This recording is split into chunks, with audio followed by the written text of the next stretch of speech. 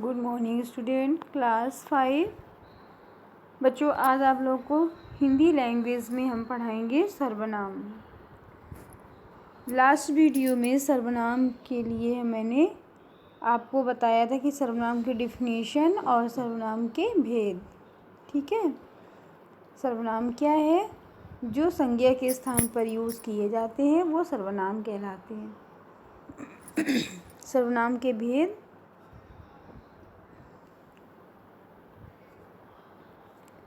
सर्वनाम के भेद भी मैंने बताए थे। तो पुरुषवाचक सर्वनाम था और अन्यवाचक। पुरुषवाचक में अन्य पुरुषवाचक। इसके बाद आपका आता है निजवाचक सर्वनाम, निजवाचक, और इसके बाद में निश्चयवाचक भी सर्वनाम आएगा। तो इसमें आज हम टॉपिक में पढ़ते हैं निजवाचक सर्वनाम और अन्य पुरुषवाचक। ठीक है, तो अन्य पुरुषवाचक तो हमने जब लास्ट वीडियो में डाला था उसमें आपको बताया था कि पुरुषवाचक सर्वनाम तो इसके होते हैं 3 पार्ट।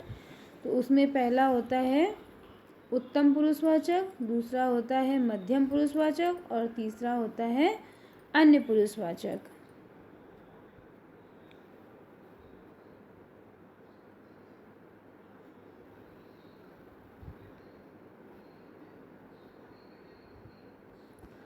अन्य पुरुषवाचक, तो इसमें अन्य पुरुषवाचक में क्या आता है कि वह चुपचाप पढ़ती रहती है, उसने जन्मदिन मनाया, वे इधर आ रहे हैं। तो वह, उसने और वे, ये सब क्या है? अन्य पुरुष व्यक्ति के लिए, अन्य व्यक्ति के लिए प्रयोग में लाए जाते हैं। तो ये अन्य पुरुषवाचक सर्वनाम कहलाते हैं। ओके, सेकेंड आपका है निजवाचक सर्वनाम।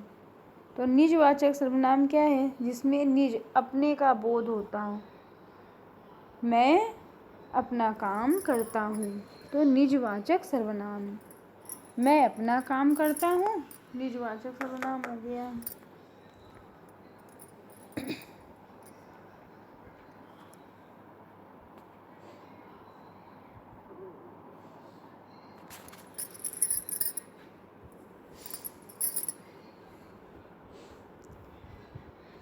वह अपने आप आ जाएगा, वह वहाँ स्वयं गया था। इन वाक्यों में अपना, अपने, आप और स्वयं शब्द निजवाचक सर्वनाम कहलाते हैं।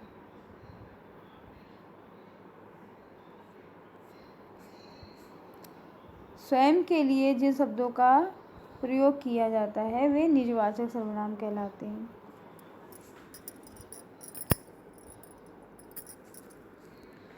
थर्ड नंबर आता है निश्चयवाचक सर्वनाम। तो उस लड़की का नाम मेघा है, ये क्या है? निश्चयवाचक।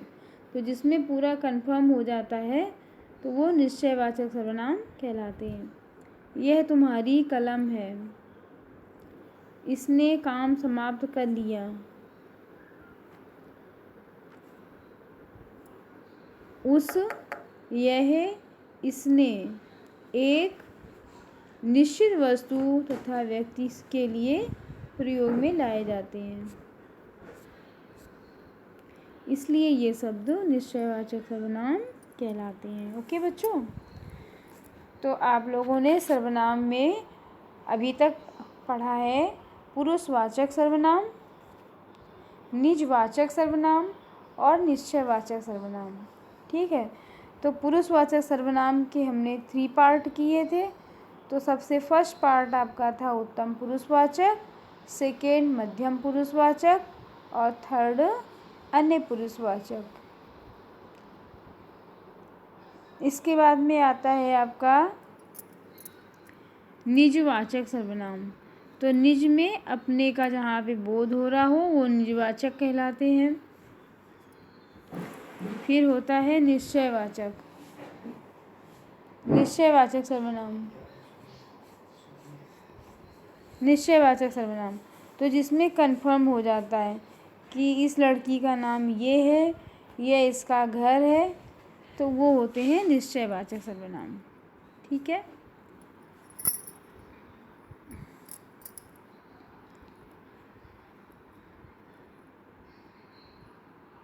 इसने काम समाप्त कर लिया।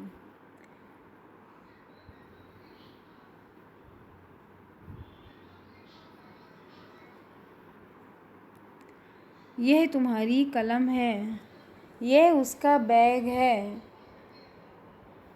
यह उसका घर है। ये उसमें निश्चयवाचक सर्वनाम आ जाते हैं। ठीक है, जिसमें पूरा कंफर्म हो जाता है कि ये उसका है, तो ये निश्चयवाचक सर्वनाम कहलाते हैं। ओके।